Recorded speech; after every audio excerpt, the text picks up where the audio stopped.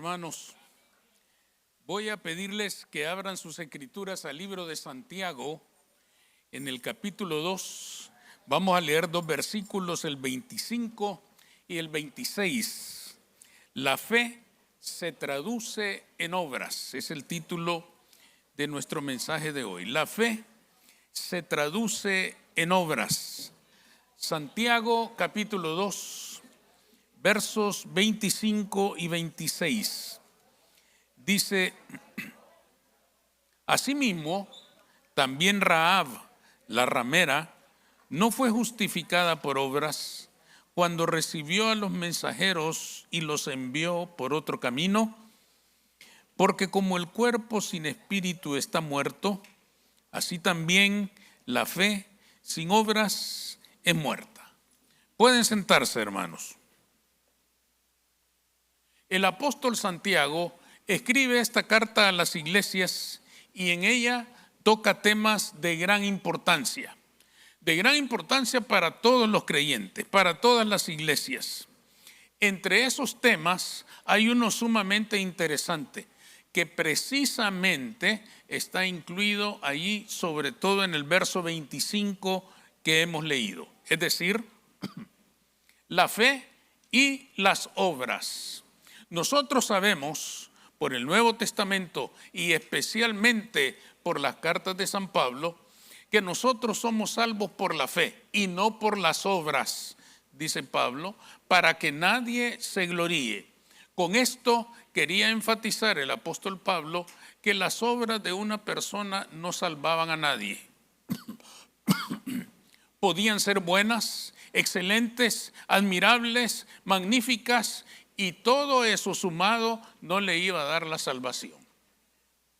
El único camino a la salvación es creer en Jesucristo como el Cordero de Dios que quita el pecado del mundo, por la fe y no por las obras. Sin embargo, como ya dijimos antes, este versículo 25 nos plantea a nosotros un problema. Porque después de que hemos afirmado que somos salvos por la fe y no por las obras, entonces, ¿por qué Santiago dice en el verso 25, no fue justificada por obras cuando recibió a los mensajeros y los envió por otro camino? Se refiere él a Rahab, no fue justificada por obras. Esto nos crea a nosotros entonces una especie de confusión. ¿Estamos en la fe o en las obras? ¿Somos salvos por la fe o por lo que hacemos? El apóstol Santiago dice aquí, porque ella fue justificada por obras. ¿Qué quería decir entonces Santiago para que resolvamos esta aparente confusión? En primer lugar, él deja bien claro que Rahab fue una mujer de fe. Cuando leemos nosotros este mismo relato en Josué, en el capítulo 10, nosotros nos damos cuenta de toda la historia de Rahab. Ella era una mujer que vivía en Jericó, era ramera, lo cual quería decir prostituta, una mujer pública. Hay algunas informaciones históricas que dicen que se le llamaba rameras porque para identificarse ellas ponían en su puerta un ramo de flores y eso significaba que la mujer que vivía ahí era una mujer pública. Otras dicen que en su vestido se ponían flores o un ramo de flores pequeño y eso señalaba que aquella mujer era una mujer pública. Era una mujer de Jericó y Jericó era una ciudad cananea, totalmente pagana. Tan pagana que el nombre Jericó significa ciudad de la luna y tenía ese nombre Jericó porque su mayor deidad, su mayor divinidad dentro de aquella ciudad era la luna y por eso había recibido ese nombre.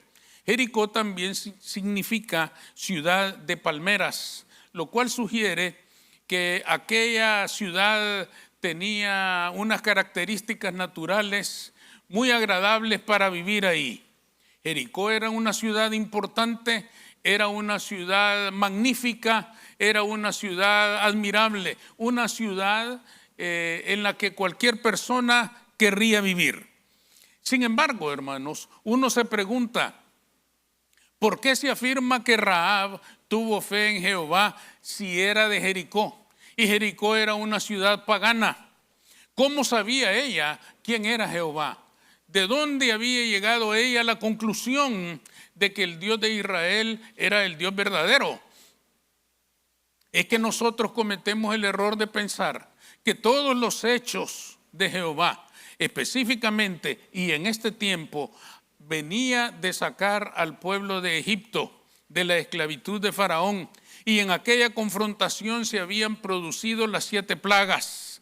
Había sido un tiempo terrible, había sido un tiempo en el que el Dios de Israel había exhibido su poder, su fuerza omnipotente, y todo el mundo se daba cuenta de esto.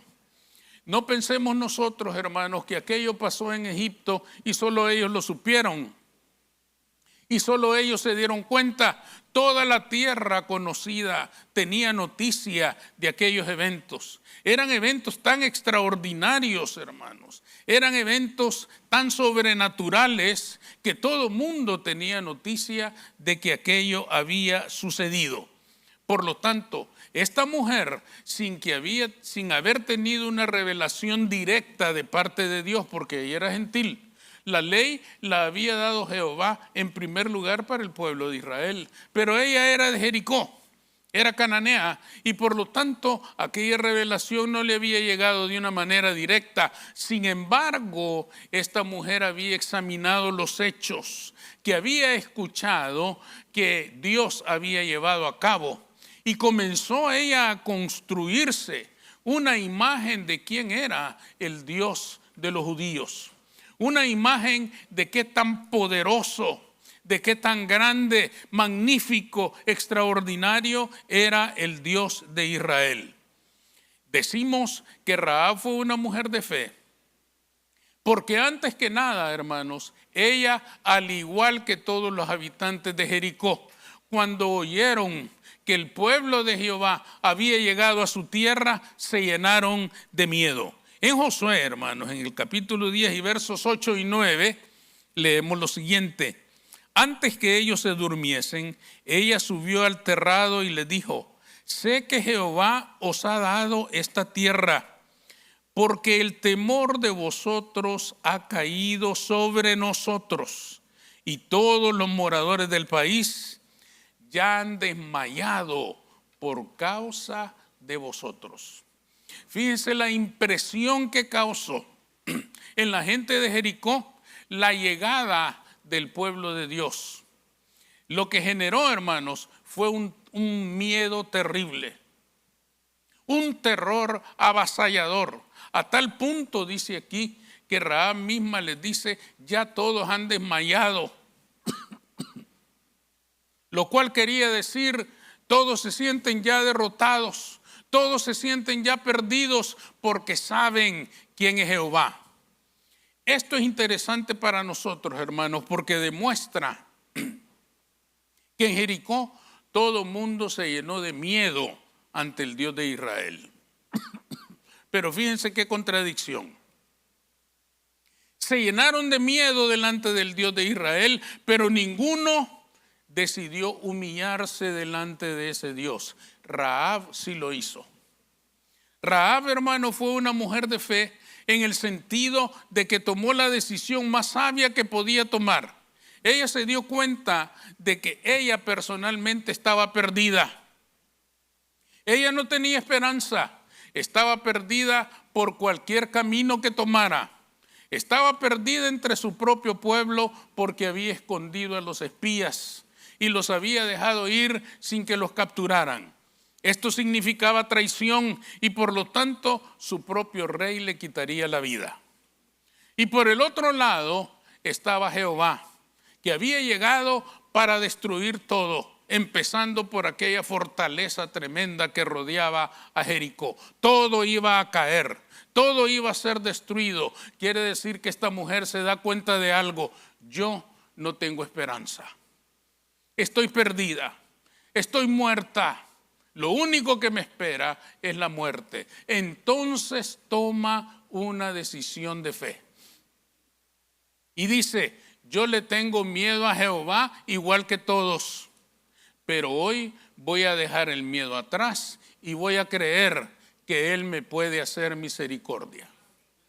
Y tomó la decisión, hermanos, de defender a los espías, de esconderlos y salvarles la vida para que siguieran adelante con el plan de Dios para redimir aquella tierra. Esto la llevó a ella a la salvación. La experiencia de Rahab es para nosotros sumamente interesante, porque cuando la comparamos con el mundo de hoy, nos damos cuenta de que sucede, si no exactamente lo mismo, de manera muy similar, ocurre algo así. ¿En qué sentido? El mundo de hoy, hermanos, le tiene miedo a Dios. El mundo de hoy le tiene miedo a Dios porque sabe que es un Dios todopoderoso. Porque sabe que es un Dios que todo lo puede, un Dios que todo lo sabe, un Dios que todo lo conoce, un Dios que conoce sus almas, sus vidas, sus situaciones personales. El mundo no lo ignora, pero ante esta magnificencia del único Dios verdadero se llena de miedo en vez de llenarse de fe. Se llena de miedo y rechaza a Dios. Y no lo quiere en su vida. Y no quiere saber nada de Él.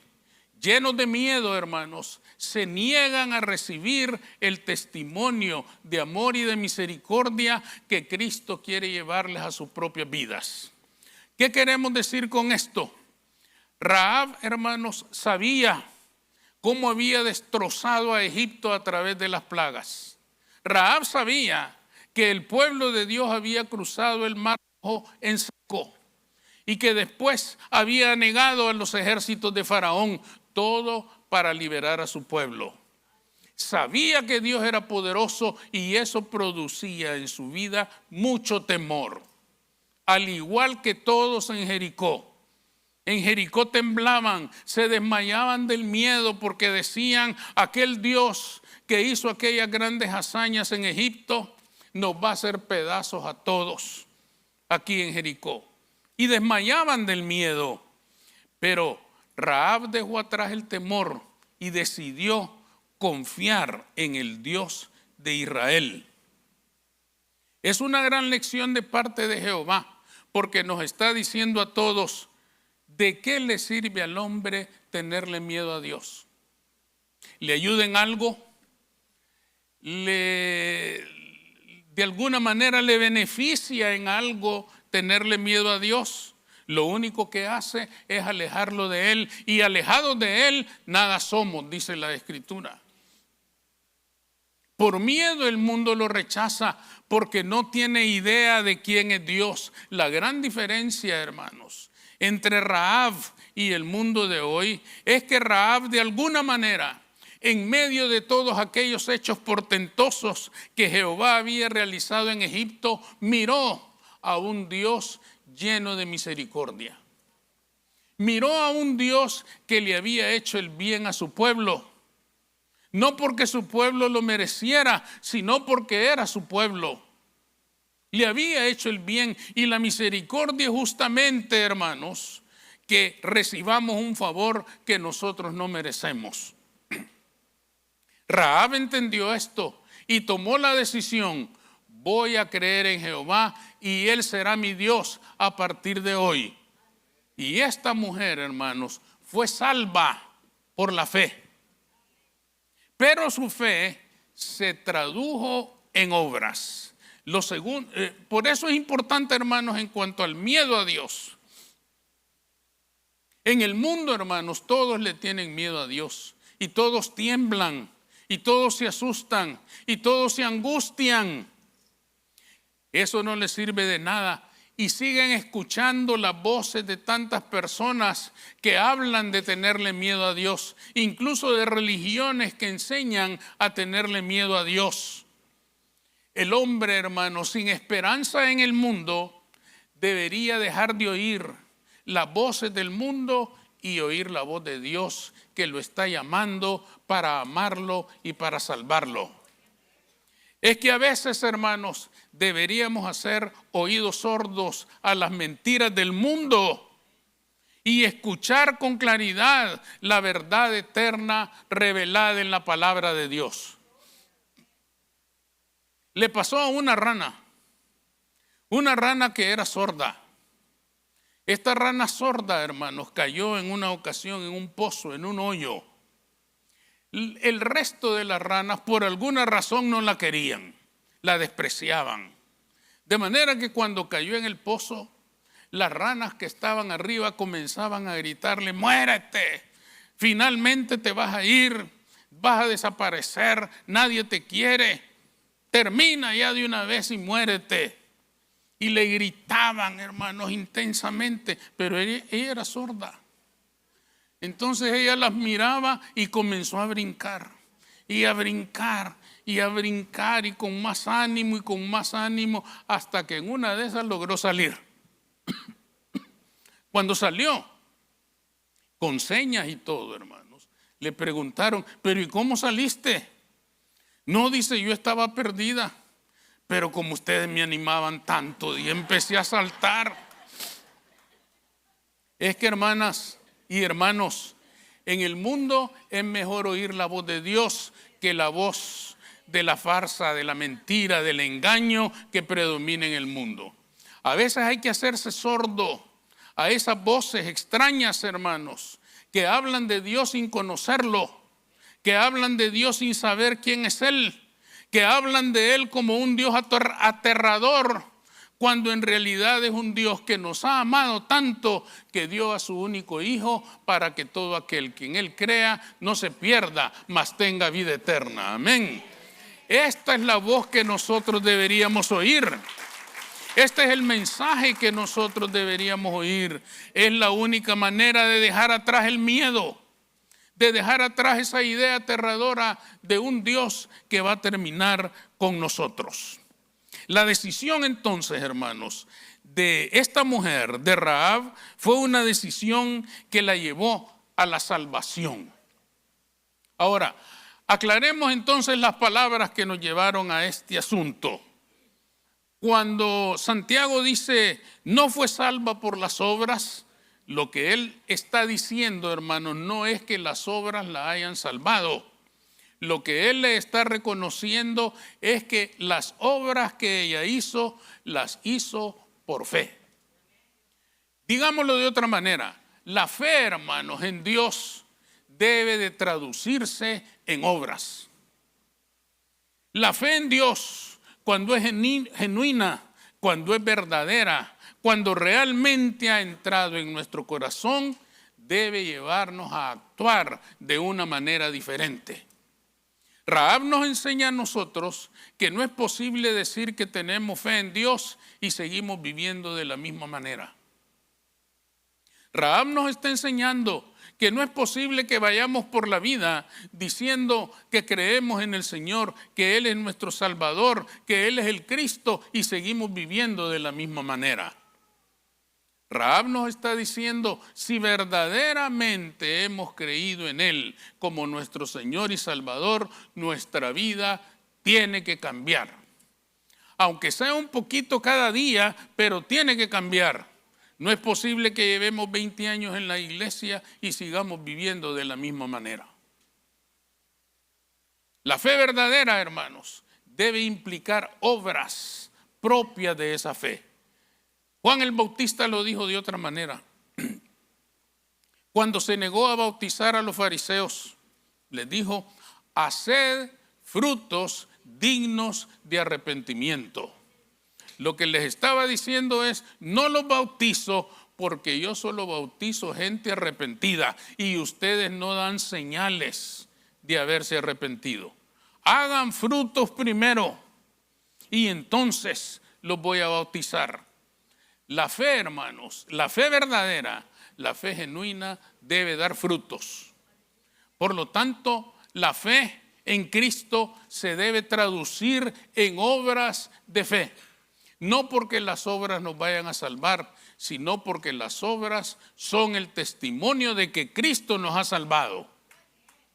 Tenemos entonces nosotros, hermanos, que comenzar a actuar, a vivir, a obrar como alguien que ha sido salvo por la fe. Y nuestras obras tienen que ser mejores cada día, porque cada día se va perfeccionando en nosotros el proceso de salvación que iniciamos cuando aceptamos a Cristo como nuestro Señor y Salvador. Hagamos entonces, hermanos, de nuestra fe una fe que dé frutos, una fe que dé testimonio de que Cristo realmente ha entrado en nuestra vida y nos ha cambiado y nos ha transformado. Esto verdaderamente nos hará vivir de una manera distinta. Amén.